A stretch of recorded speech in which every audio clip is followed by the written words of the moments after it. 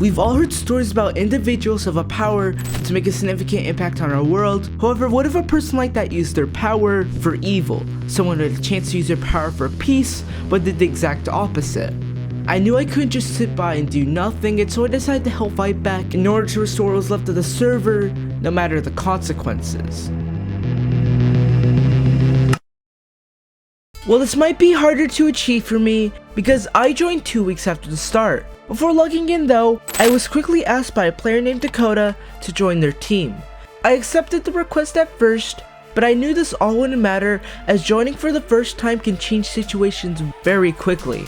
Before joining, however, I took screenshots of my cords and left so that Dakota would know where I was, just for precautions of course, until I was asked by a player named Asunke to join his team. One thing that put me on edge, however, was that Asunke had a reputation for mass killing players and teammates for hearts and power, so you could see why teaming with Asunke would be an extremely risky choice. But even though I was aware of all this, I still took my chances and talked to him. They're gonna try to kill you. I need teammates. I heard that you're over 20 hearts. I'm at 12. I'm not here to kill you. I actually need teammates. While talking with Asunke, however, something seemed rather strange. I was uncertain whether it was due to his hidden motivations or simply his manner of speaking, but I felt completely oblivious to the situation. At first, I assumed he wanted to quote-unquote team with me, but while removed from everyone else's vision, farming for hearts and ban me like the others. However, I dismissed the idea after hearing the whole server was threatened by him and sought to kill him at all costs. So Why do you want to team with me? Because I need teammates first of all, and I'm pretty sure you're gonna betray me and tell Dakota everything we're talking about right now. Don't pretend like you're not DMing her. I'm not planning to kill you or betray you. I heard that you were killing people that just joined, though. I've never killed anybody that just joined. How many hearts are share screen? I'm at 12 hearts. I'm poor. I was farmed for hearts. It would seem like a bad decision to most people, but take to note that teaming with someone that doesn't have others to rely on lessens the chances of actually getting betrayed, as they will be desperate enough to actually care. After all, it's easier to watch your back on only one player instead of 5. And to secure the deal even more, Asunke told me that Dakota was teamed with a player named Deans, someone that wanted me dead from the day I was added, and so I knew this wouldn't cut it. And after getting some gear and weapons from Asunke, we left there soon after in search of a new base, far away from spawn.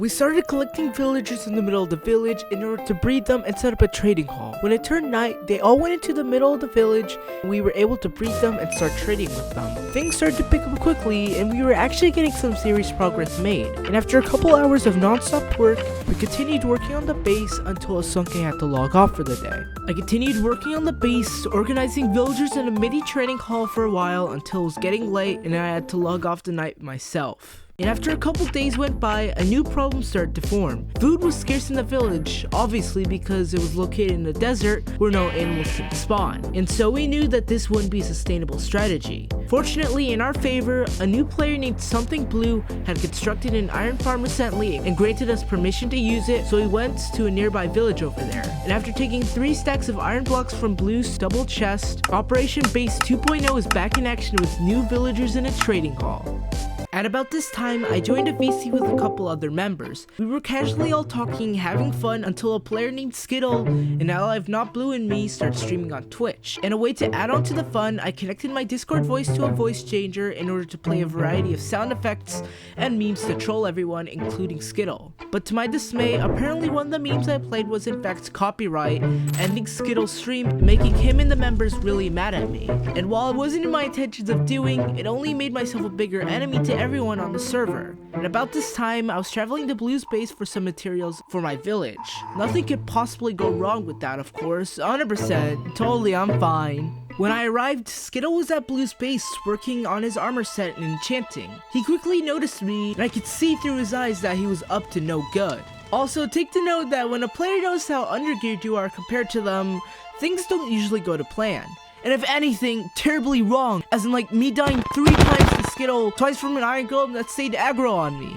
This was bad. I knew that this would probably all just be a misunderstanding. After all, me and Skittle were teammates. We both were at Blue's base, and fighting here would break ties with our teammates entirely. I knew that we had to come up with some kind of agreement in order to stop a full-blown war from starting and ending the server with chaos on the whole scale. After dying 3 times to Skittle, putting me at a normal amount of hearts and him at 12, we decided to have a final meeting and talk in hopes of reaching the agreement after I burnt down Blue's base and killed his villagers.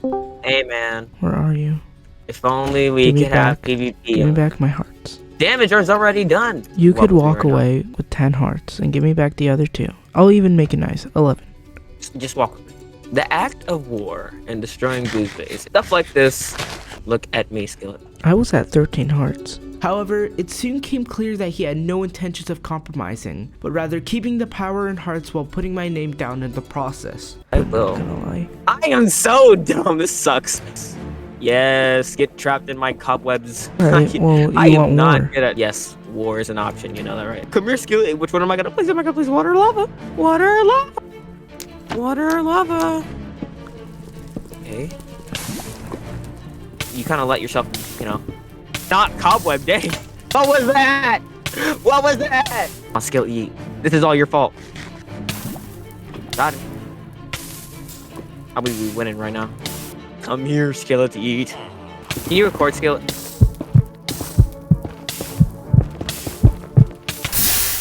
Got him. No! Oh, never mind. Knowing I had no other option, I declared war against Skittle in a final effort to preserve my reputation.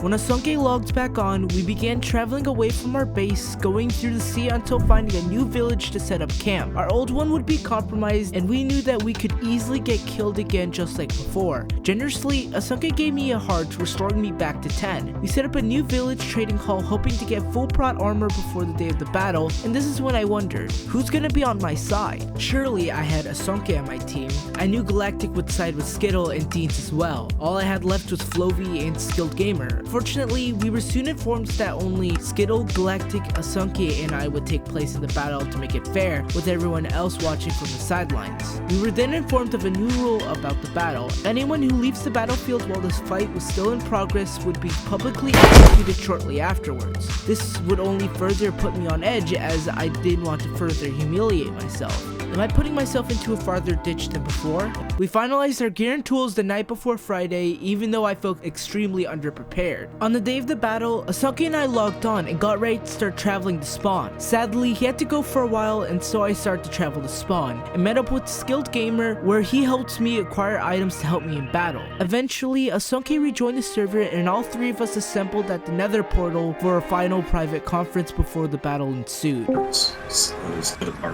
Okay, can you give me? Over here. Give him 2 hearts. Skillet, I'm gonna give him 3 hearts. Here, Skillet. Don't do unblock. Do you have any iron? Alright, let's go.